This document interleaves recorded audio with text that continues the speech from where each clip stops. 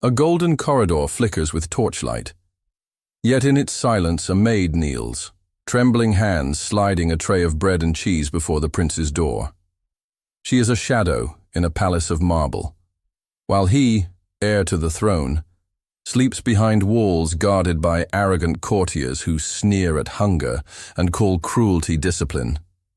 Each night, she risks discovery, her eyes hollow with fear, her sacrifice unseen by the world that grinds her kind beneath polished boots. And when the prince finally uncovers the reason for her secret offerings, what he finds will shatter everything he thought he knew.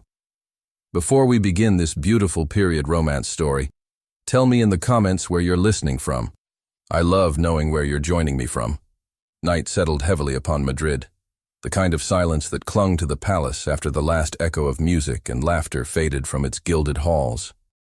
The lamps along the great gallery glowed with faint, steady flames, while in the kitchens far below, servants scurried to extinguish the hearths. The royal household obeyed an invisible rhythm. The nobles retreated to their chambers, the guards began their patrols, and the servants who kept the vast machine alive moved like shadows in the dark.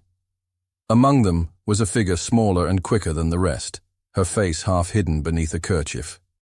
She had worked all day, kneading dough, fetching water, cleaning vessels that shone with stubborn grease. Yet as others drifted toward the sleeping quarters, she lingered. Her hands, still reddened by scrubbing, lifted a small wooden tray already prepared in secret. A loaf of bread, a wedge of cheese, a slice of roasted fowl saved from the evening's abundance. She paused, listening for footsteps. Then she began to climb. The service staircases wound narrow and steep, lit only by the occasional torch. Her shoes scarcely made a sound on the stone. Up she went, past storerooms, past the chapel door, past the hall where noble portraits stared down with cold authority.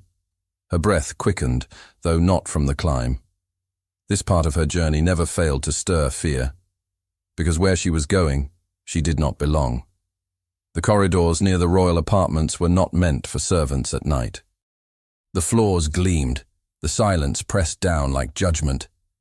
She moved cautiously, keeping to the wall, clutching the tray close to her chest. At the last corner she stopped. The door she sought stood ahead, tall and dark, marked with a crest no servant dared to touch. The chamber of the prince. She lowered the tray carefully to the floor, every motion deliberate. The bread shifted, the cheese rolled slightly. She steadied them with trembling fingers. Then she straightened, gave a single glance to the closed door, and stepped back into the shadows. She did not knock. She never knocked. Her task complete, she vanished as silently as she had come, leaving behind her secret offering. The next morning, the prince noticed the tray. He had woken early before his valet arrived, a habit born of restlessness more than discipline. Pale light crept through the tall windows, throwing long shapes across the polished floor. And there it was, set neatly outside his door, untouched, as though some invisible hand had placed it in the night. At first, he thought nothing of it. Perhaps his valet had left it, or perhaps it was a forgotten gesture from the kitchens. But when the same sight greeted him again the next dawn, and again the day after that, suspicion began to stir. His life was measured, constrained by the demands of rank. Every meal, every hour, every word spoken to him was accounted for. Yet here was something outside the order of court, a mystery slipping past layers of watchful eyes. He did not like mysteries. "Did you leave this?" he asked his valet one morning, his voice sharp. The older man bowed, confused. "No, Your Highness. I prepared your breakfast as always. I would not presume to place food at your door without command." The prince studied the tray. The bread was fresh, not stale. The cheese cut cleanly, not hastily stolen. This was no accident. Whoever left it did so with intention, and that intention was not yet clear. The thought lingered with him through the day.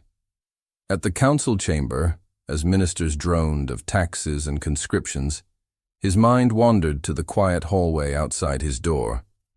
At supper with his mother, when she admonished him to sit straighter, to speak with authority, he found his gaze drawn to the servants bearing platters of game and fruit, wondering if one of them carried a secret.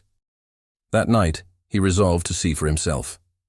The palace by night was a world apart from the bustle of day. Torches hissed along the corridors, and the guards' boots struck the marble with a steady rhythm. Within his chamber, the prince dismissed his valet early. He did not undress fully, but sat in the dim glow of a single candle, listening. His heart thudded with a restless beat, though he told himself it was mere curiosity, not unease.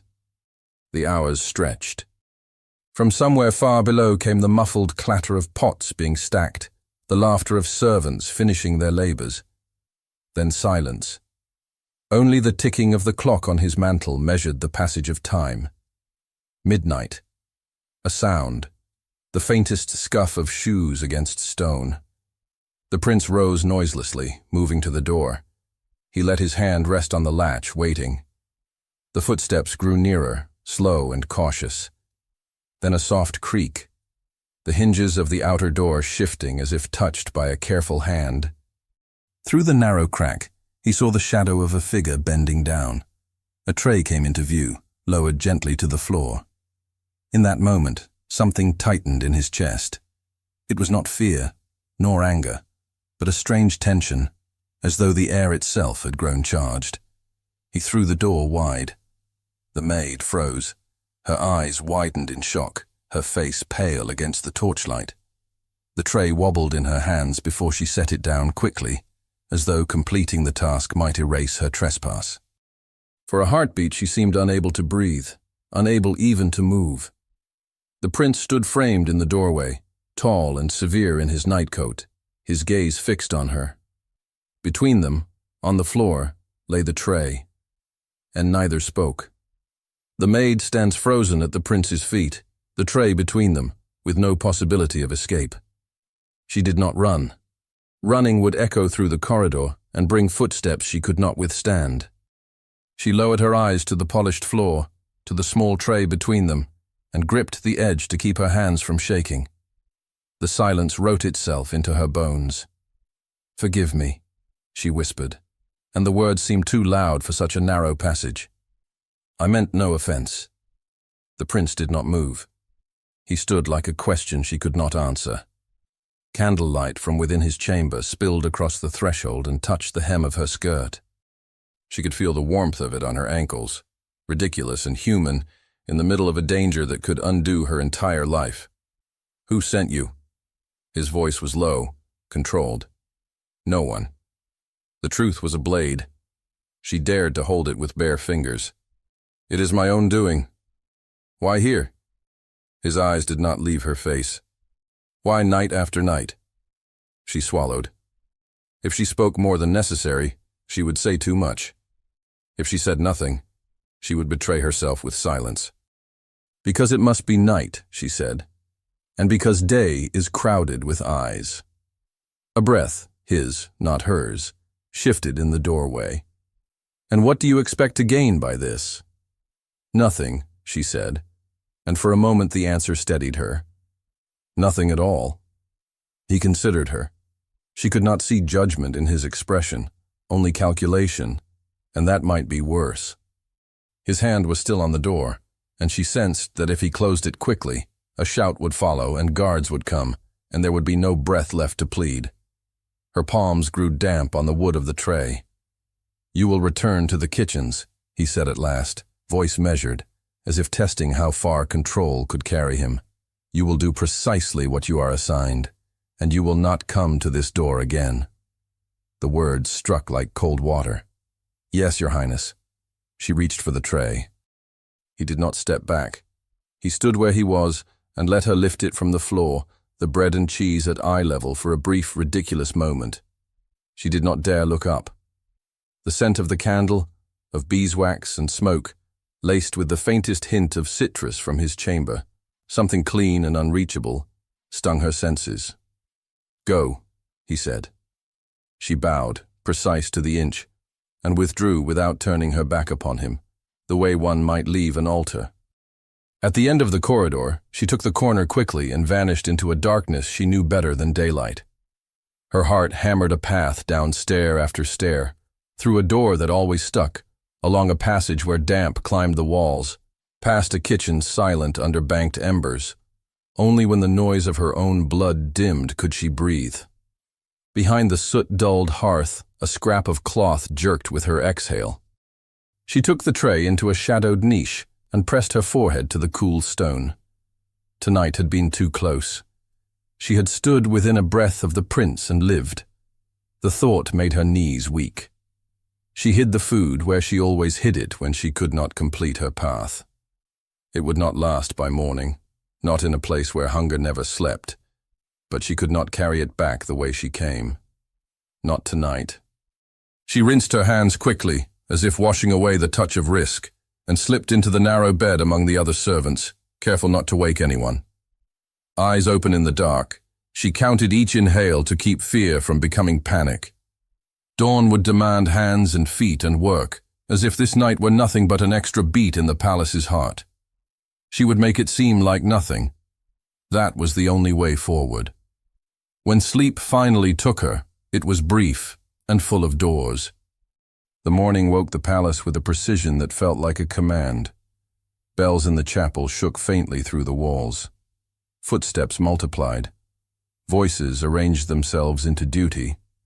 In the prince's chamber, lamps were extinguished and curtains drawn back to let pale winter light cross the rugs. He rose earlier than usual. Habit and restlessness dragged him out of bed before his valet could pull the bell. The corridor outside his door looked as it always did, polished, stern, echoing. No stray tray waited to provoke him, only a narrow slice of shadow where the sill met the floor. Something in him missed it. The thought surprised him. When the valet came, he dismissed questions with a wave. He took his breakfast by the window, looking down at the formal gardens where hedges obeyed the geometry invented by a mind that disliked surprises. He liked order. He was trained to. The court liked him most when he was the sum of his discipline, clear in speech, precise in bearing, exact in courtesy. The night had unsettled that balance. A maid, unknown, had stood at his door and offered him a mystery dressed as bread and cheese. He should have sent for the steward. He should have set the machine of the household to work and let it locate the small stone that threatened to jam the wheel. Instead, he held the matter close the way a man might hold a letter whose seal he could break or keep unbroken. When he left his chamber, he did so without hurry. He moved along the corridor as he always did, acknowledging bows and curtsies with a nod that never lingered. But his gaze, for once, dipped from gilded frames and marble busts to the movements of those whose entire purpose was to remain unseen. He saw her. At first it was only the tilt of a head, the way a cloth moved against the curve of a forearm. In a crowded landing where linens were being carried past like small white clouds, she was a different kind of stillness, the kind that was alert. He did not slow, because slowing would read as interest, and interest created rumors. He simply let the angle of his body change as if the wall required it, and took note. Later, at the arch leading to the service corridor near the chapel door, he passed again as she slipped through with a bucket, eyes down. The scent of boiled starch rose in the air. She kept to the narrow areas that did not belong to his world, but the palace was one organism, and its pathways crossed often enough to make invisibility difficult. If he watched with intention, he could map her. And so he watched. It was a strange task. He did it between meetings, between the measured steps of a walk with an older noble who desired favor and did not say so. He did it with the exactness of a man who had learned to distrust his own instincts and therefore used method to substitute for feeling. She did not look for him. Not once did her gaze rise as far as his face. She moved quickly, cleanly, without waste. It should have ended there. A prince had better matters to attend to. Yet the question persisted, a small thread that would not break no matter how he tried to fray it. By midday, his mind had settled on a decision it did not admit to anyone. He would follow her path when the palace slept again. If he at least knew why, he told himself, he could act. Mercy and justice required facts. That was what he told himself when the truth was that his curiosity had the weight of something more personal. He had gone to sleep for years behind a door guarded by protocol. To think that someone had stood outside it nightly, risking, what? Punishment? Shame? Pain? He did not know. But the risk had been real. He had seen it in the way her breath stopped when he opened the door. And she had said she wanted nothing. That answer irritated him more than any lie could have. The day exhausted itself as days at court do, through repetition, ceremony, and the constant correction of the self with small, invisible gestures. He spoke where he must, nodded where he should, kept silence where it was wise. When the sun slid toward the horizon, the palace altered its shape again. Torches rang to life. A yawn of servants and soldiers opened into evening. He dismissed his valet early for the second time in 2 nights. He changed into darker clothes. The reflection in the mirror looked the same jaw, the same tired eyes, the same attention to order. Only the intention behind them had shifted. He moved along back corridors instead of the grand hall. He knew them. A palace is an education for those born into it. He reached the staircase that cut from the kitchens up to the floors above. The air grew warmer, richer with the scent of broth and herbs, and the sound of pots being set to dry beat a small rhythm against the stone. He stayed where light did not fall, and waited. Time in such spaces stretches. He measured it again by breaths, by the scrape of an iron lid, by the once-repeated drop of a ladle into water. At last she appeared. She had the tray. It was the same neat arrangement, the same care in how she shifted weight so the bread did not slide. He watched her check the corners, as if the palace could sprout eyes from the dark. Her shoulders squared, and then she began to climb. He followed at a distance, leaving a wider gap when the passage narrowed. He knew exactly how far away a footfall must be to become only a whisper. She took the first turn toward the royal floor, and then, without warning, she veered left, not toward his corridor, toward a wing that had fallen out of use when a suite had been remodeled, and no one with rank had found a reason to return to it. It was not a grand place. A tapestry hung crookedly over a section of wall where plaster had cracked years ago. The smell here was different too, less wax, more dust. He slowed as she did. She paused before the tapestry. She listened. It was not the listening of someone who feared being discovered alone. It was the listening of someone who feared for what she guarded. Then she lifted the lower edge of the tapestry, reached behind, and was gone. The prince stood still. A fiber brushed his knuckles where his hand had grazed the wall and left a thin smear of blue dye. He stepped closer, but he did not disturb anything. The sound he heard in the small seconds that followed was not footsteps, not speech. It was the muted clink of wood against stone, the soft thud of a tray being set down on something unseen. Moments later, she emerged.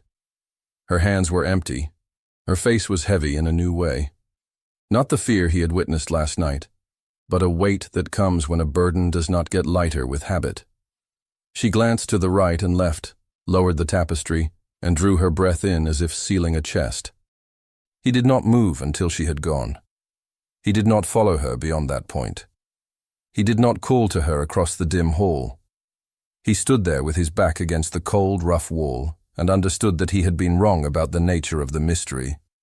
It was not about him. It was about something hidden where the palace's attention could not find it. He felt both relief and something darker, a displacement he did not have words for. He could have left it then. He could have told himself that the girl's secret was a small thing, not a threat to the realm, and therefore beneath his concern. But the location burned in his thoughts, a space inside the wall itself, a space no one had authorized, an absence that only a desperate person would fill. He returned to his chamber late and let the candle burn longer than it should. Sleep hovered at a distance and refused to settle. He replayed the angle of her shoulders before the tapestry lifted, the way her fingers curled inward a moment after she left whatever was behind that cloth. He found the movement again and again, the private habit of someone who had been carrying a fear and had not yet found a way to put it down. When he finally slept, it was with the decision made. He would go back. He would not drag servants, nor send orders, nor raise an alarm that would turn compassion into dust. He would go himself. The next night dressed itself in the same carefully layered silence. He made sure the corridor to his own suite looked undisturbed. He walked the longer way around, through a colonnade that the daytime courtiers favored, and the night ignored. By the time he reached the forgotten hallway, even the echo of the kitchen had fallen to a hush. He found a place in the shadow opposite the tapestry, a small niche where the wall had once held a bracket for a lamp and now held only darkness. He pressed his shoulder there and waited. His mouth was dry. He told himself it was the air. He told himself many reasonable lies and arranged them neatly. She came when the palace's clock sighed the hour. Her steps were soft but sure.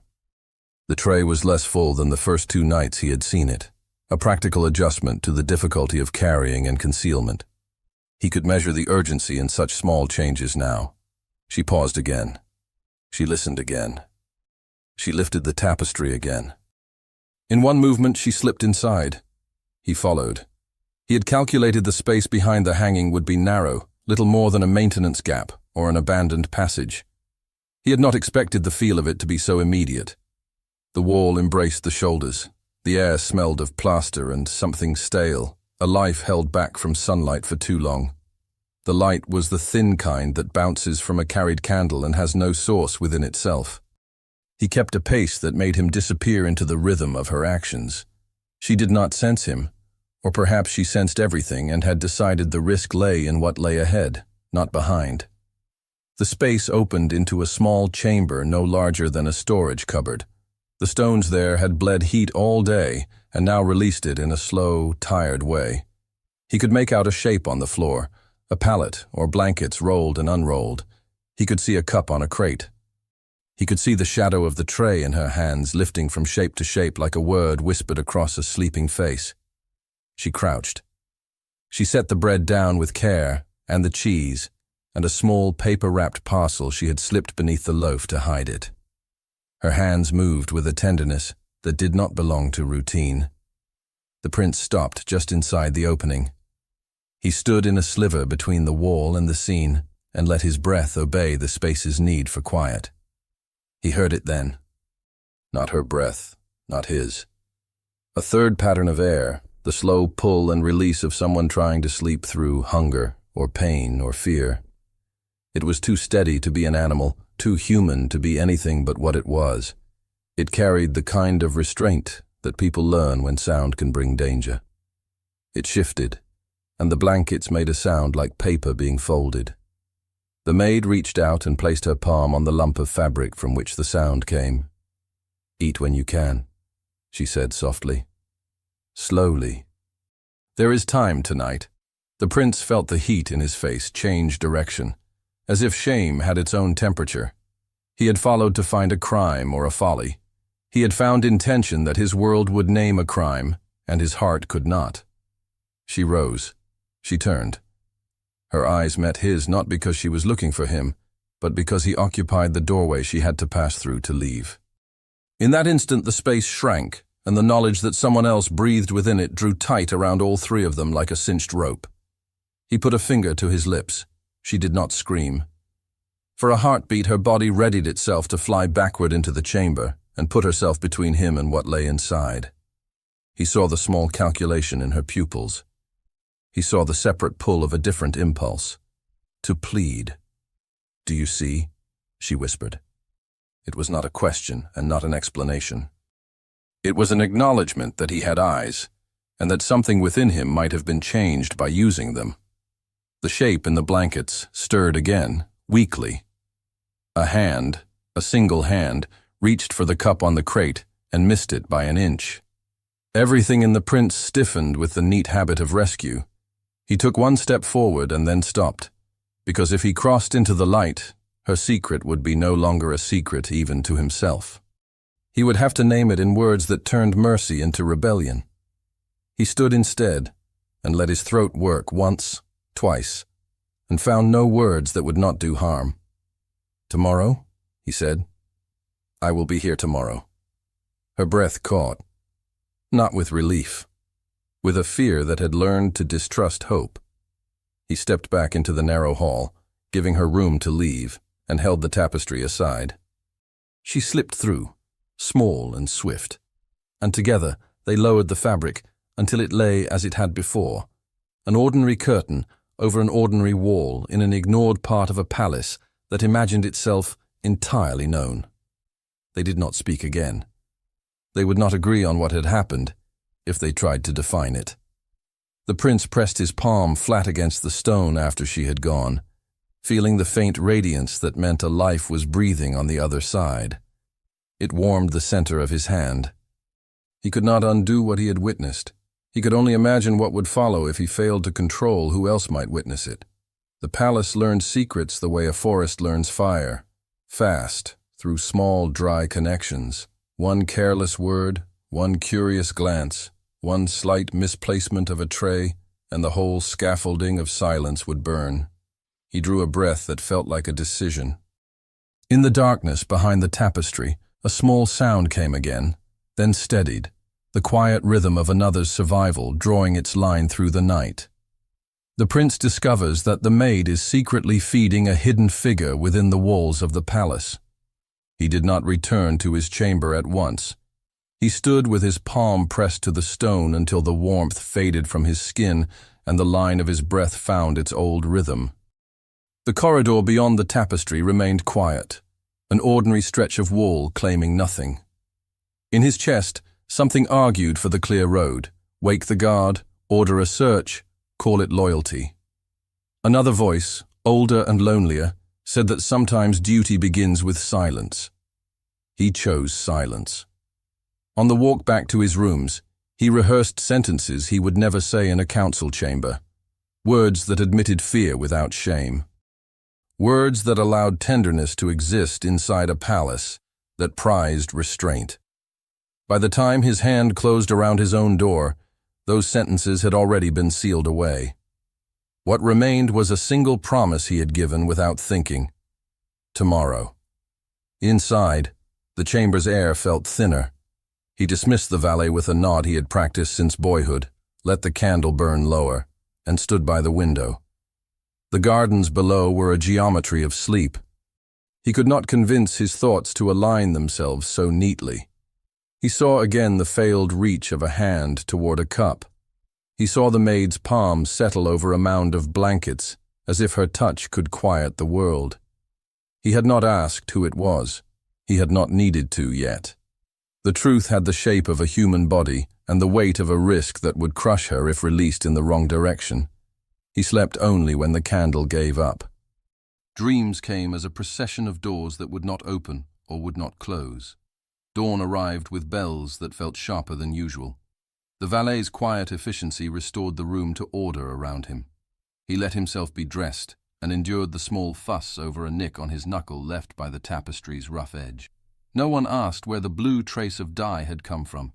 It washed away under water that steamed faintly in the cold light. He left his chamber at his usual hour. Habit protects men like armor. Yet his eyes were not on the tapestry-laden halls this morning.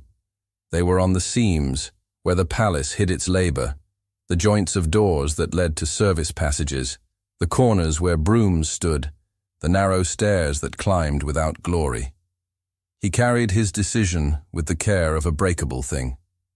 He found her in a corridor near the chapel door, carrying a bundle of folded linens. She did not lift her gaze. Even when he stepped close enough that his scent, citrus and soap, touched the air between them, she looked only at the space between his shoes and the hem of her skirt. "Walk with me," he said softly. Her fingers tightened on the cloth. "Your Highness, I have—" "Walk with me," he said again, and the repetition held no threat, only insistence. She fell into step a half-pace behind, exactly as protocol demanded. He led them along a quiet passage where drafts made the lamps gutter, and no one with rank lingered. They stopped at a window set deep in the wall where the light fell gentle and grey. "Tell me," he said, "who breathes behind that cloth?" Her throat moved once. She swallowed the reflex of refusal. "My brother." He had thought so. Hearing it made the decision heavier and clearer at once. "How long?" "Since the last levy." Her voice barely rose above the sound of the draft. "He was taken. He ran. I found him outside the kitchens 3 nights later. He could not stand. You hid him in the palace." He let neither admiration nor censure color the words. He kept them level, the way one places a glass on a table without spilling it. "In the only place I had where eyes do not always look," she said. "Behind a wall no one cares to touch." "What did he see?" the prince asked. "That made him run?" She stared at the linen in her arms, as if it could answer for her. Men can be made to do things they would never do, if hungry enough and frightened long enough. He was already not himself when they brought him to the square. When he came back to me, there was blood on his shirt and he would not speak. He had a fever that burned his name away for a day and a night. "And you brought him to the palace," he said again, and this time a breath of something like wonder entered the words despite him. The fabric pressed an imprint into her fingers. "I brought him where I knew every creak and shadow, where I could count footsteps, where I could pass without being seen, because that is my work." The window let a pale beam fall across her cheek. He studied the line it drew, finding in it the quiet stubbornness of someone who has endured long enough to be mistaken for calm. "You understand what will happen if the wrong person finds him," he said. "Yes. You understand what will happen to you." Her eyes lifted for the first time. They were not pleading. They were simple and defiant at once. "Yes." He took a breath that felt as if it had been held for years. "Then hear me. You will take less food. You will change nothing else. I will take notice of who takes notice." Her brow drew the smallest measure closer. "You will not call the guard." "I will not," he said. "Why?" There was no gratitude in the question, only prudence. "Because I do not yet know what justice looks like in this," he said. "And because last night I saw your hand on a blanket, and remembered that there is such a thing as mercy within these walls, even when we pretend otherwise." The corner of her mouth tensed as if stopping a sound. Not a sob. Something more dangerous. A laugh at the idea that mercy could belong to marble and gold. She bowed her head a fraction. The gesture had the texture of acceptance, not trust. A step sounded at the far end of the corridor.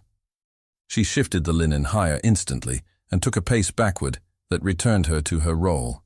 A steward appeared, all tidy efficiency, and eyes that noticed if a candle burned too long. He bowed. The prince answered with the small nod reserved for those who ensured the palace continued to function and therefore held a power no one named. "Your Highness," the steward said, "the inventory of the pantry shows irregularities." "What sort?" the prince asked, bored. "Bread and meat, small amounts." Repeating, "We will tighten the count." "Do so," he said. "Waste is an irritant." The steward inclined his head again, but his gaze slid over the maid as one measures a seam. She had become a shape behind cloth. When he turned away, the prince let his breath leave slowly. "Be careful," he said to her, so quietly it might have been the draft speaking. She moved past him, each step correct, each gesture bland. Only the fine tremor at the edge of the linen told the truth. In the kitchen that afternoon, the carbon of the old hearth clung to the air and to hair and skin. She kept her head down and her hands busy. She cut and stirred and scrubbed and measured without error. Around her, voices remarked on nothing unusual. They traded the weather and the way a sleeve had torn, and whether the new soap was as good as the old. Yet underneath, another current moved. "Who keeps cutting the cheese smaller?" a cook muttered without heat. "Leave me enough to plate without shame." "There are always crumbs on that flight of stairs now," a scullion said, eager. "Like a trail. Rats grow braver when winter holds," someone else replied. Mind your work. She breathed through her mouth to steady herself. The tray she had not carried last night sat scrubbed clean in the corner. She could still feel the wooden rim dig into her palm when she closed her hand to lift the pot in front of her. When she looked up accidentally, the steward's figure passed the door, not turning. She watched his shoes vanish. Her heart resumed only once he was gone. She finished her day without mistake. She did not linger where he might find her. She did not seek him. The promise he had given could not be leaned on. It had to be held lightly, like a thread that would snap if pulled. Dusk came early as it does when clouds mass. The palace rearranged itself into night's measured quiet again. She counted the minutes by tasks. Rake the coals, wash the last pot, wring cloths, lay knives to dry. When all had thinned to silence, she wrapped bread in paper, took the smallest piece of cheese she could justify, and hid both beneath a folded towel on a tray. She did not go directly. She took a longer route and paused at each turn to listen. Her steps knew the boards that did not complain. In the corridor near the forgotten wing, she stopped to gauge the air. It carried no breath but hers. He stepped out from shadow, as if the dark had decided to take a human shape. She swallowed the cry that rose reflexively to her throat. He lifted a finger, not to silence her. She was already quiet enough to disappear, but as a promise to keep what quiet they had. You should not be here, she said. I should be exactly where I am when I have chosen it, he answered softly. And I have chosen this place. She did not argue. She raised the tapestry. They entered together. The small chamber behind it had gathered an extra degree of warmth. Breath does that in tight spaces. The pallet lay as before, but one arm now lay outside the blankets. It was thin, too thin, and marked with a yellowing bruise along the wrist. The cup sat within easy reach, refilled from a stoppered flask she kept tucked behind a stone. Her movements were deft and light. She had done this enough to be quick without noise. The prince remained at the threshold. He let the closeness of the space dictate the measure of his presence. He did not step where she had to stand to reach her brother's side. He took the air that was left. The figure under the blanket stirred. The face that turned toward them was young, younger than hers by a handful of years. The eyes stayed half-closed a moment, then opened to a thin sliver that recognized light and shape and the relief of food. It is I, she said. Her voice shifted in this place. It lost its edges and softened, as if the walls required gentleness to stay standing. His gaze slid to the man at the doorway and held there, confused. The prince saw the instinct to fight cross that face and pass quickly into something else, a calculation too weak to sustain itself. You have water, the prince said, and realized as he said it that he had spoken to the wrong person. He spoke again to the man in the blankets. Drink a little. The brother reached. His fingers trembled but found the cup. He lifted it without spilling. That small victory reached the prince as a warmth more direct than any candle. Who is he? The brother whispered. A man who asks you to eat, his sister said. She placed a piece of bread in his hand, smaller than a coin purse. Slowly. He ate. It was not a hungry gulp. It was the cautious bite of someone who had learned that haste has a cost.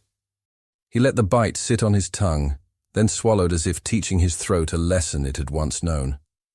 The prince watched and had to look away a moment, not because the scene was difficult, but because the care in it was not. He kept his voice low. How long can you keep him here without being seen? As long as I am careful, she said. Care is not armor, he replied. It is what I have. He could have told her of armor that has failed under pressure, of titles that do not protect the heart they encase. He said instead, The pantry is being counted. The steward notes crumbs. Eyes grow sharper when there is less to distract them. Her shoulders drew in a fraction. I know. You must change your pattern, he said. Not your path. She understood immediately. Less, and unevenly. Never the same night twice. He looked at the boy on the pallet and measured the body's need against risk. Enough to keep him standing. Not enough to draw a map in scraps. The brother's gaze moved between them as if following a game he did not know the rules to. He swallowed another bite. I did not want to come here, and the voice held apology without self-pity. She would not let me die elsewhere. Be grateful for her stubbornness. I am, the young man answered, and the words slid into the tight space and made it larger by an inch. A sound in the corridor outside turned them all to stillness. A footstep, or only the weight of the building settling. The prince lifted his hand and let it hover, as if he could press the air flat. The sound faded. Breath returned, cautiously, like a rabbit testing open ground. She cut the cheese with the smallest knife. She did not take the whole of what she had brought. She wrapped what remained back in paper and slid it under the empty towel on the tray. The brother watched with a child's focus.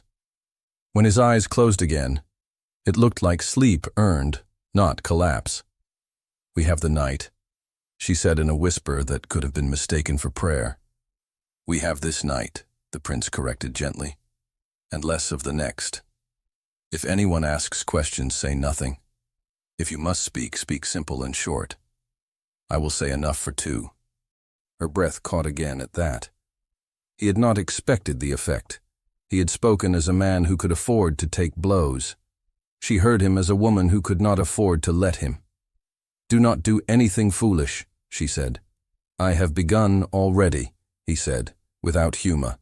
She lowered her gaze. He wanted to ask her name then, an absurd impulse. Names become levers. He denied himself the right to one, just as he denied others the right to her secret. He watched instead the way she touched the edge of the blanket one last time before they left, like a seal set on a letter. They slipped out. The tapestry fell into place, heavy and quiet. In the corridor, the night resumed its stern face. When he walked back toward his own quarters, he saw a figure at the far end of the hall. The steward again, or another of his kind, taking the measure of a space. The man knelt and touched the floor with 2 fingers. He brought them to his nose, then set them on the wall. Dust coated them gray. He studied the smear with the devotion of a monk reading a marginal note. The prince passed him with a softness that did not arise from fear, but from strategy. The man stood and bowed, and made no comment. His eyes, though, held questions that multiplied too quickly. In the morning, whispers had found their way out of the kitchens and into the corners of the public rooms. Not as stories yet. As cautious observations that sought a listener capable of turning them into commands. A guard mentioned to another that a candle stub had been found burned down to nothing in a passage where no one had orders to pass. A woman who swept the grand stair remarked that the dust near a certain wing never settled. Tongues placed words like stones from which others might build. He endured a meeting where numbers and duties piled upon each other. His mother sat like a sentence no one could appeal. She watched him as one watches a horse for signs of weakness, waiting for a flaw to become a habit. He kept his back straight and his answers precise. When the meeting ended, she did not dismiss him at once. You are restless, she said, not unkindly. I am attentive, he replied. Do not play with the household, she said. A palace is not a garden for princes to rearrange when they escape boredom. The household runs as it should, he said. See that it continues to, she answered. He bowed. The exchange would have read as ordinary to anyone else. Only he felt its edges. She had scented movement she could not name. She would set others to find the shape of it. By afternoon he could not remain where he was most visible. He walked where men of his rank do not linger, under the pretense of noticing for the first time the places where the palace breathes. A chamberlain fell into step beside him. It was an old habit between power and its agents. Your Highness, the man said, voice pleasant, there are matters of order that would benefit from your eye. What sort? The prince asked. Small things that, taken together, produce a draft, the chamberlain said with a smile that did not reach his eyes. "In the older wing near your suite. Drafts are common in old places, and improprieties are less so," the chamberlain replied, just as pleasantly. They walked. They looked at nothing and everything. When they parted, the prince stood in a quiet hall and let his fingers rest lightly on the strip of tapestry fringe closest to him. It felt like a thread that could either hold or saw through skin. Night would come again. He would have to decide whether to move them. He did not know where. The idea was a wall with no door. He went to the kitchens to look without seeming to. He found the tray she favored clean and set aside. He found no sign of panic in her movements, only care. When he returned to his chambers, a knock in the precise rhythm of the household summoned his attention. He opened the door to the chamberlain, whose face had discarded gentleness in favor of duty's plain shape. "The Queen Mother has ordered an inspection of the unused wings near your quarters at first light tomorrow." The announcement hung in the air after the chamberlain left, and the room lost a degree of warmth that no fire could restore.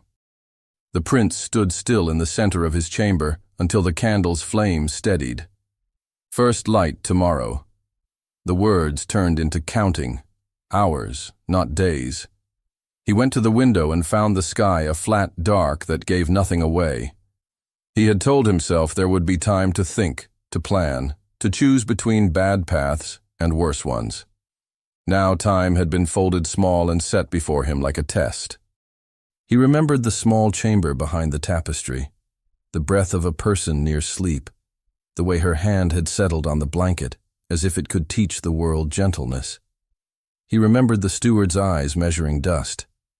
He saw the net tightening even where the palace's face remained serene. He reached for his coat. He did not ring. He left his chamber and sent his steps into the quiet that knits together the palace at night. Guards passed him, saluted. He dismissed them with a nod he had honed to reveal nothing. He took the longer route to the forgotten wing, moving with purpose but without haste. Running brings questions. Questions bring company. The tapestry met him in the same place, pretending to be only decoration. He slipped behind it and into the narrow passage. The air was close, held between stone and time. At the small chamber he paused and listened. She was there. Her whisper did not startle. It matched the space. "They come at dawn."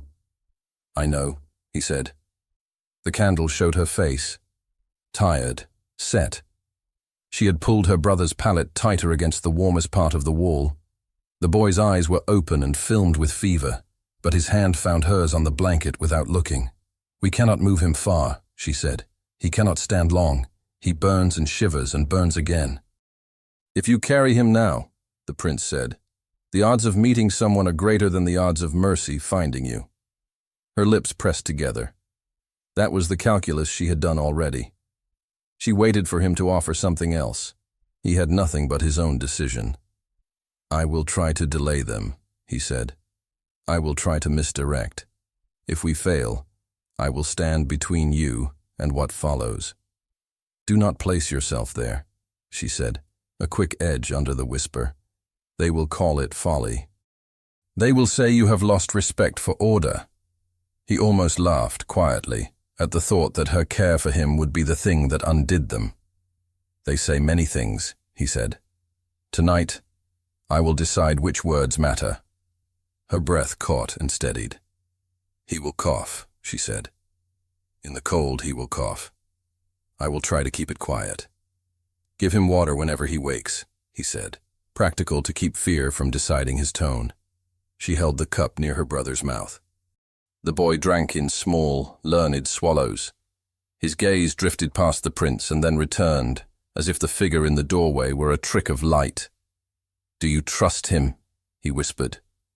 "With my life," she said, and the words did not tremble and did not flatter. They sat for a small while in the kind of silence that makes a pact. He watched her touch the edge of the blanket, making it smooth, not because it would help, but because hands need work to keep from shaking. He felt the urge to put his hand over hers, and knew that any contact now would turn them both into something they could not use when morning came. He took in a breath that did not land where he wanted it to. He stepped back. "When the light changes, listen," he said. "If they begin 3 halls away, you may have a little grace. If they begin here, do not waste the first seconds on fear. Use them on thought." She drew a breath that carried steadiness and despair in equal measure. "Go," she said. "You will do more for us there than here." He left. The tapestry fell heavy and unremarkable behind him. He did not go back to his bed. Sleep would fold him wrong and spit him out weaker. He went to the small writing table in his chamber and folded a sheet of paper in half and in half again until it was a square he could hide inside his palm. He wrote no words. Words leave trails. He used it only to remind himself of the shape of quiet decisions. Defend, delay, divert. He pressed the paper flat and put it in his pocket, a useless charm that lent his hand purpose when he could not control the rest. The palace began to stir, while the windows were still grey. Servants rose with the discipline of those who cannot afford to miss a bell. The smell of damp stone gave way to the faintest breath of smoke as hearths were coaxed awake. The prince dressed without help. He opened his door to a corridor that pretended it had not heard the chamberlain's news. He did not wait to be summoned. He sought the steward where he worked best, in motion. He found him on the stairs near the pantry, his hand already on his ledgers like a man who trusts numbers more than people. "You will conduct the inspection yourself," the prince said quietly, falling into step beside him. "You will start in the oldest storehouses and count the locks as well as the shelves. Draft is your enemy. Say so loudly." The steward blinked once, surprised to be addressed so early by a man who rarely intruded on the domestic side of power. He bowed. "As your highness commands." "And you will tell the men to mind the mortar in the older wing," the prince added. "Tapestries cover cracks that widen when prodded. A careless hand can make a wall fall." The steward's head tilted, interest sharpened by potential failure. "I will warn them." They reached the landing where the chamberlain waited with brisk efficiency and a small cluster of men.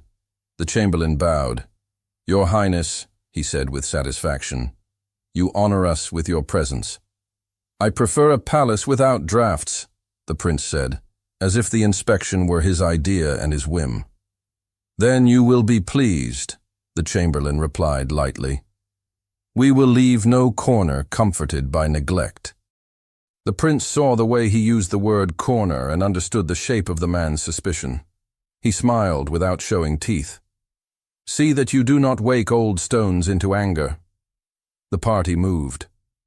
They began, as he had directed, in a room whose door had not been opened for months, where the air held the ghost of stored apples and the floor caught every footfall with a small complaint. The steward counted locks. He measured the number of shelves and the number of empty jars. He called out fractions and names. Men began to feel the weight of procedure slide onto their shoulders, and their pace took on the rhythm of duty, not hunt. The prince kept them there as long as he could without being obvious. He pointed to a crack in plaster. He asked for linen on a window whose draft could be blamed for a headache. He redirected a man who reached by instinct for a rusted hook. Each minute one felt small and vital. But the palace had more than one will at work. As the steward closed his ledger on the second store and prepared to move to the third, the air changed. It was not sound. It was not light. It was the way presence enlarges a space without announcing itself. The Queen Mother came. She did not need many attendants to draw the eye. She wore mourning-like armor, simple and exact, and gave the impression that the sun had waited for her to appear before starting the day. She surveyed the cluster of men, the prince among them, with the cool assessment of someone who knows how to name outcomes. "Good morning," she said. "Majesty," the chamberlain murmured, bowing much lower than he had for the prince. She let her gaze rest on her son. "We will proceed." The prince did not argue in words. He sidestepped to walk beside her, setting a pace that looked like deference and functioned as drag. He pointed at a window that no longer opened. He drew her attention to a faded portrait, whose gilt shed flakes that could be mistaken for dust. She indulged him for 3 steps. Then she lifted her hand, and the men behind her spread out with a precision that undid his patient delay. "Tapestries," she said. A man reached for the first heavy hanging. He lifted it aside and found only blank wall. Another did the same 2 doors down. Dust released itself into the air and made throats scratch. The prince calculated distance. The tapestry, he feared, was 8 lengths away. He counted 5, raised and lowered again. He considered whether to invent a hazard. The chamberlain's pleasant face had lost its softness. His eyes were watching for the thing that would confirm a suspicion and cement his usefulness. "Careful with the older cloth," the prince said, too late to change the momentum. "The dye—" The warning finished itself in his mouth, without touching ears already committed to a different outcome. The 7th tapestry rose. Nothing. The 8th. A roughness caught on the man's hand. The tapestry came away from the wall in a way that meant a hand had worked that edge more often than dust would account for. The air behind it was warmer by a breath. "There," the chamberlain said, quiet and satisfied. The Queen Mother did not flinch. "Open it," she said. The man lifted the fabric. The narrow gap revealed itself like a mouth. The prince stepped forward, as one who should see danger first, and paused not to stage delay, but because sound came from inside at exactly the wrong moment. A cough, smothered too late. The man nearest the gap went in at once. Another followed. The passage swallowed them, and a heartbeat later fed them back with a pale face between them.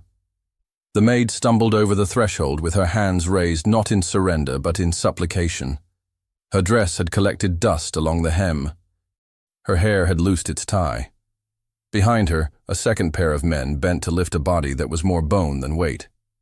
"No," she said, and the word expanded in the small circle of air as if it could become a shield. "Please, no." The chamberlain's mouth did not move when he smiled. He had what he had come for. The Queen Mother's gaze remained level, as if the exact form of the failure in her household did not change the fact that it was failure. "Bring them out," she said. The corridor drew back to make room. Servants who had not dared to come near before drifted into the edges like moths. The prince stepped forward. The maid's eyes found him at once, and changed shape in a way that would look like nothing to anyone else. Not gratitude, not hope, not relief. Recognition, heavy as truth. The men carried the brother with the care one sometimes shows to things that can break. His head lolled. The air bit his throat. The attempt at breath became the cough that had betrayed him. The steward's eyes flicked to the flakes of crust near the pallet inside and then to the tray under the towel, and the ledger in his head tallied its proof. "Who sanctioned this?" the Queen Mother asked, speaking to the air and letting the question choose its target.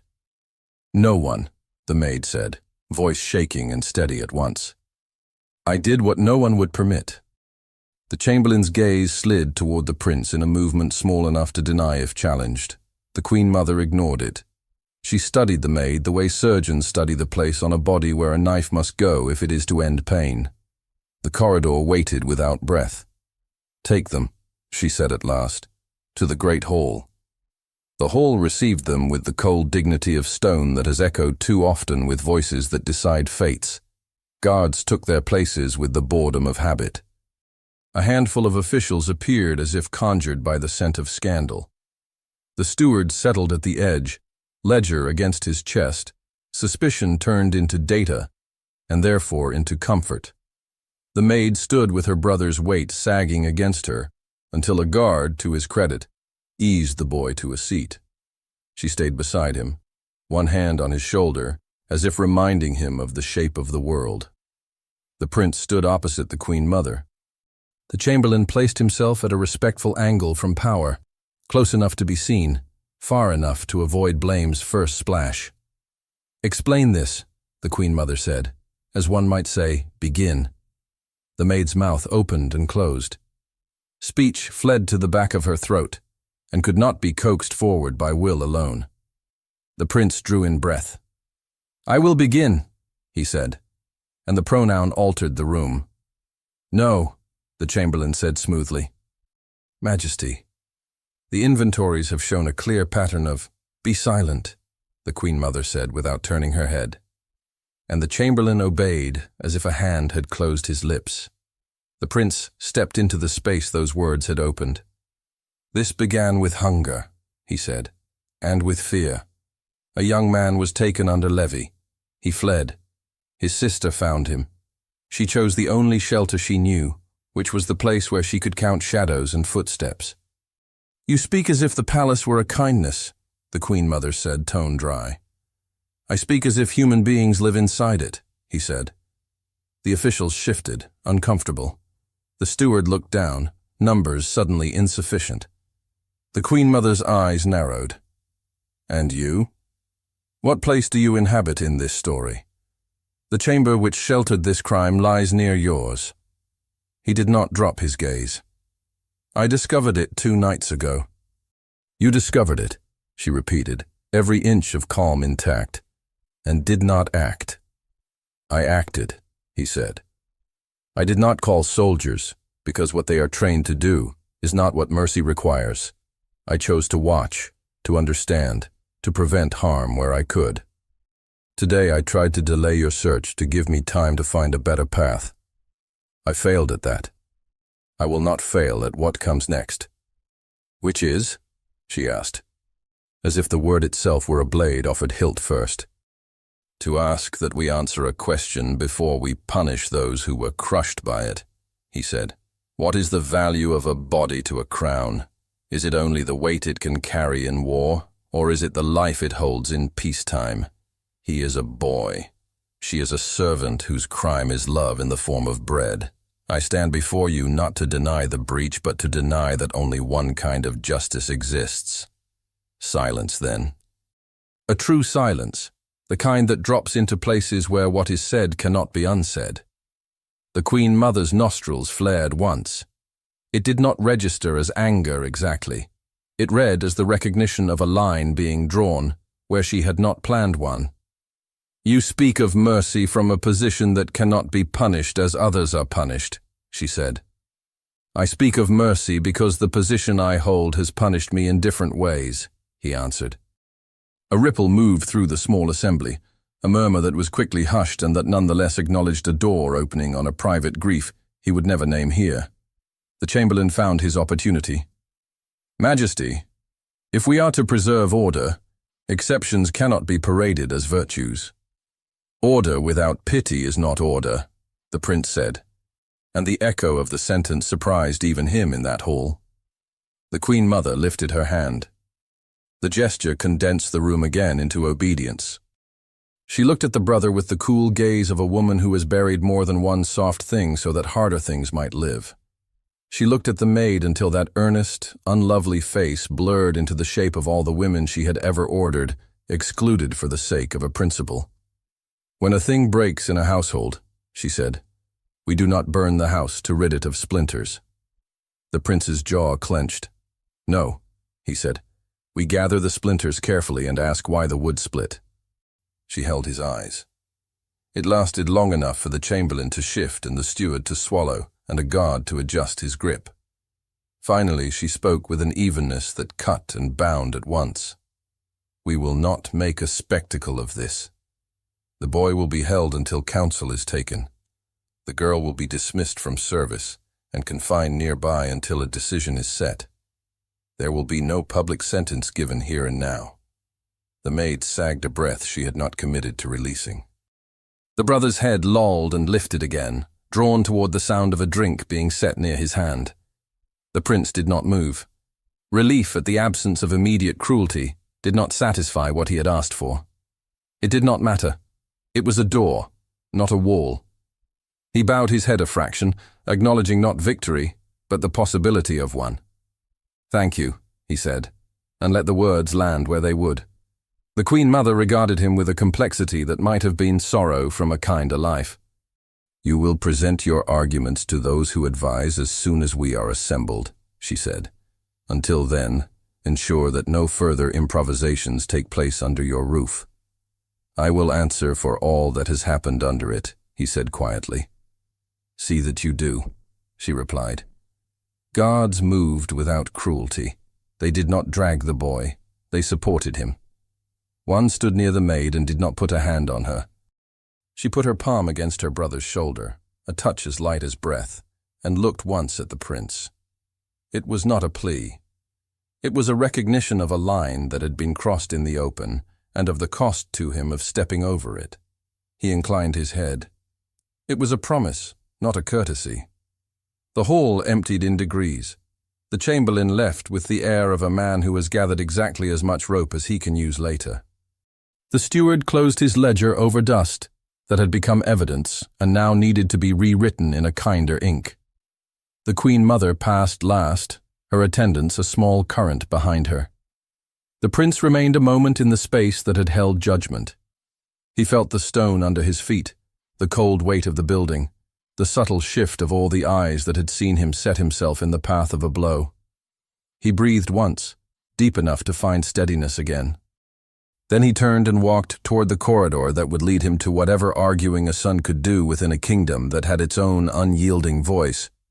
He found the council gathered in a smaller chamber off the great hall, a room the palace used when the talk would bruise rather than break. The windows were high and mean with light. A long table held more ink than bread. The Queen Mother sat at the head, hands folded, the picture of order. The chamberlain stood at her right, a shade behind, his face arranged into usefulness. The steward waited with his ledger shut, as if numbers might be courted by silence. The prince did not ask to speak. He took the seat opposite his mother and let his posture hold what his words would risk. He felt the pulse in his throat and refused to let it accelerate his tone. This is not a matter for spectacle, the Queen Mother said without preamble. It will be handled with discretion. If you have arguments, present them quickly and plainly. He nodded once. The boy is young and ill. The girl has committed a crime of shelter, not advantage. If we make a show of breaking them, we teach the household to hide its pity better, not to be virtuous. The chamberlain's smile thinned. Majesty, we cannot educate a palace with exceptions. The levy depends upon the crown's capacity to command without being hated, the prince said, turning to him and then back to his mother. A boy hanged for running will not increase our strength. He will feed resentment. A boy spared under terms will caution others without teaching them despair is the only answer. The Queen Mother inclined her head a fraction. Terms. Service, he said. Supervised. Away from the capital, where tongues are sharpest. Hard labor, yes, because consequences must be visible, but within a structure that keeps him breathing. A royal estate in the countryside. He will not be free to walk where he pleases, but he will not be destroyed in the name of warning others. What of the girl? The chamberlain asked. She used the palace as a shield. She is dismissed from service, the prince said, steady. She loses her place and her wage, which is punishment enough for a woman with no dowry and no protector, no lash, no cell. She leaves at dawn with her brother and goes where the crown assigns him. Let her labor near him, under the same watch, so that the burden she took upon herself becomes work instead of shame. The steward cleared his throat. Your Highness, there are expenses to account for. 2 mouths where we intended to feed one. The prince's mouth almost hardened into disdain, but he held the line of courtesy. Take them from my household stipend for the year. Have your numbers. I will have the outcome. A pause opened. The Queen Mother's gaze did not leave his face. You will attach your name to this. Yes. And if it is questioned, I will answer with mine. Silence pressed like a palm on the table. It was not the silence of agreement. It was the silence that considers weight. The chamberlain spoke softly, a last attempt to bend the line. Majesty, compassion has a way of multiplying itself into trouble. If the boy runs again, your leniency makes a liar of the crown. Then make the prince the guarantor. the steward said unexpectedly, words slipping out before he had time to dress them. He flushed, but did not retract them. If the boy runs again, it will be the prince's shame to answer. The Queen Mother looked from one man to the other, then back to her son. You accept this? He did not glance away. I do. What do you think you are saving? She asked, quiet enough that the question reached only the length of the table. Not a legacy, he said. Not a name. A life. 2. And your soul, she said, more softly still, a remark with a needle in it. If such a thing can be served by acts, he answered, not flinching. She laid her fingertips on the table and lifted them again, as if measuring the texture of wood. So be it, she said. The boy is assigned to supervised labor on a royal estate. Records will reflect that he serves the crown there until he earns trust. The girl is dismissed from the household, but not otherwise punished. She may accompany him as a worker, subject to the same supervision. The prince's name sponsors this arrangement. The chamberlain accepted the decision with a bow that hid irritation in the angle. The steward opened his ledger without sighing and made a note, numbers reassembling themselves around a compromise. The prince inclined his head. He had won less than he wanted, and more than he feared he would lose. He did not gloat. Gloating would cheapen what had been preserved. Send word at once, the Queen Mother said. They leave at dawn. I will not have them paraded through the day like a lesson. We will do this in the hour when the city does not look. He stood. She stood. For a moment, they were mother and son, without the table between them, without the armor of rank. Something passed over her features that resembled fatigue or memory, or both. Do not mistake this for indulgence, she said. I do not, he said. I call it courage. She did not answer. She turned away first, which in this room meant he had been granted something no ink could record. He left before the chamberlain could find an excuse to walk at his shoulder. In the corridor, the air felt thinner, easier to breathe. He did not go to his rooms. He went where warmth remained when the rest of the palace cooled. The kitchen doors opened to the old breath of the hearth. The great oven's heat had been let down for the night, but coals still held a dusky glow. A guard stood near the entrance and made room for him without comment. The gesture said everything. The command had already been passed. The line between penalty and mercy had already been drawn. She was there. Not confined in a cage or pressed into a corner, but seated on a low stool near the banked fire, hands folded over an empty apron that bore the faint marks of years of work. Her hair was tidy again. Someone had handed her a cup of broth. It sat untasted on the table beside her. The guard kept his eyes on the far wall. The kitchen itself had arranged its silence like a shield so that nothing would be overheard unless it was meant to be. He stepped into that soft ring of space. The light found the planes of his face and softened them. She rose because her body had learned to do that whenever he drew near, and then stopped herself, because something in his expression said this was not a moment for hierarchy. It is decided, he said. She did not breathe for a heartbeat. Say it plain. He did. He serves on a royal estate under watch. No noose, no cell. You are dismissed from the household. You may go with him and labor there, under the same eyes, under my name. You are not beaten. You are not branded. Her hand flew to her mouth as if to keep a sound from escaping that would belong to a different kind of room. Tears did not fall. She did not have that luxury in front of a guard, or a prince, or a memory that would be retold by others. But something in her shoulders loosened that had been clenched for nights without count. You took the cost, she said. Yes. And your mother agreed. She measured the wood, he said, the hint of a smile that did not reach pleasure. She decided not to burn the whole house.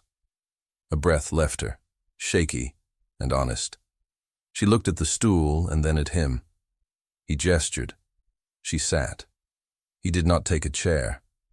He remained standing, as if the role would restrain the rest of him from saying what he should not say. Thank you, she said frankly, no flourish in it. Not for me alone. Yes, for you also, he replied. We do not need to pretend otherwise. The guard shifted his weight once, a soft scrape on stone, and then was still again. The world beyond the kitchen shortened to a corridor no one would walk this hour. The coals gave off a smell like old bread and iron. He reached for a small wooden tray set near the hearth. It was clean. It had been scrubbed by careful hands, corners dried with cloth so that no damp would warp it. For a moment, the absurdity of a prince holding a servant's tray struck him, a small, radical comfort. He set it on the table before her. She stared at it.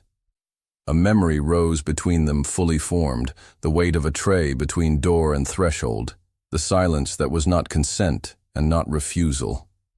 I brought this to you, he said, and the words were more than literal. She blinked once. As equals. Yes. He sat at last, across from her. He unwrapped a cloth bundle he had carried, bread still warm from the last bake, saved somewhere on the way without asking permission. He broke it in half, and then, because habits are hard to shed, he waited for her to take her share first. She did, fingers steady now.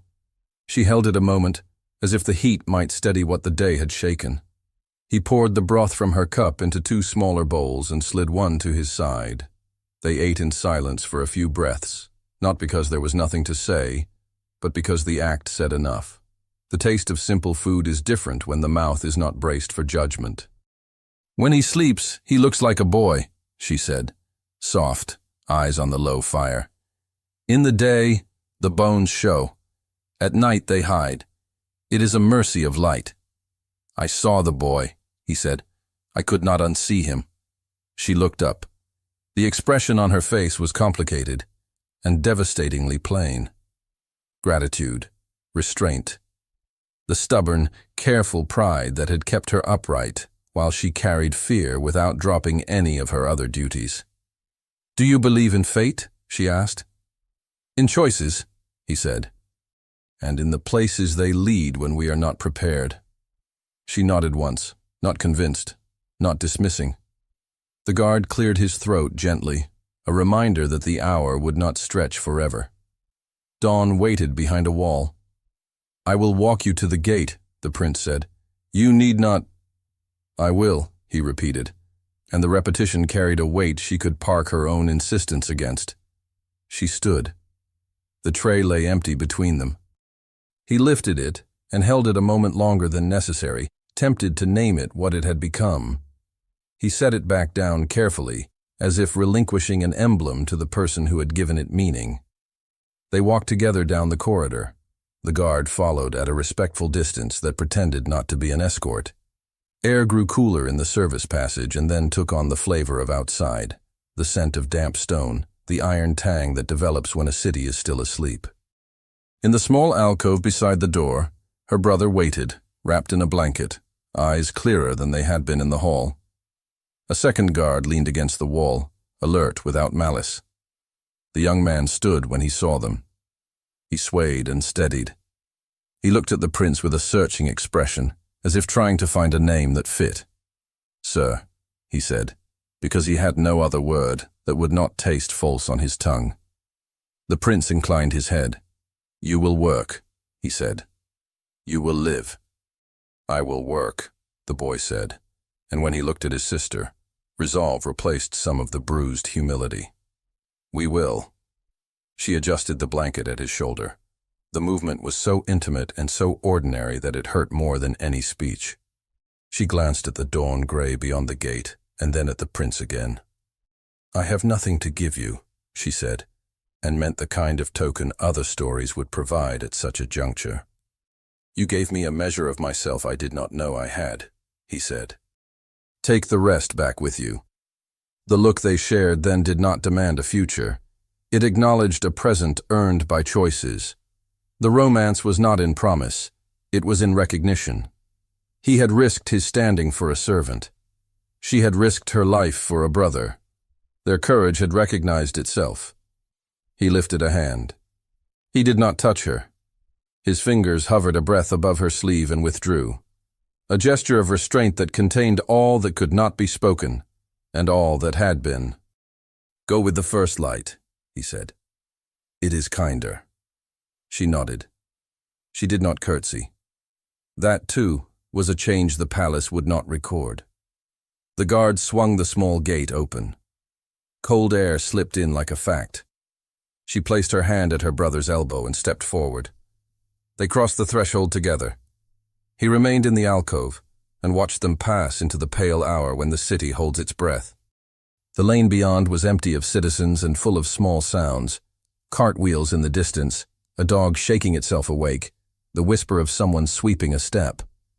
The two figures moved toward the waiting cart that would take them to the larger road, their shapes startlingly ordinary and therefore precious. He did not follow. He turned and walked back through a palace that felt altered by an inch. Servants would talk in careful phrases today. The steward would adjust his figures. The chamberlain would polish his grievances into potential. His mother would consider where to place him so that his audacity could be channeled toward utility. All that would unfold in the daylight. For now, he climbed the last flight of stairs to his own corridor. The scent of beeswax lingered where the lamps had been trimmed. The silence held no threat. Outside his door, at the place where wood meets stone, a tray waited. Empty. He stopped, and something warm rose through the ache the night had left in his bones. He bent, lifted it with both hands, and understood that emptiness can be full when it is chosen. He carried the tray inside, set it on his table, and left the door open to the morning, which arrived like a promise kept. Thank you so much for listening to this story all the way to the end. We hope it moved you as much as it moved us while telling it. We'd love to hear your thoughts. Leave us a comment telling us where you're listening from and what you like the most. Rate this story from 0 to 10. What score would you give it? If you enjoyed this story, don't forget to subscribe to the channel and leave a like as a show of support. That really motivates us to keep creating and sharing more stories full of emotion and life lessons. And before we go, we want to remind you that an exciting and heartwarming story recommendation will appear on the final screen. If you'd like to enjoy it, just click on the video. Thank you once again for being here, and we'll see you in the next story.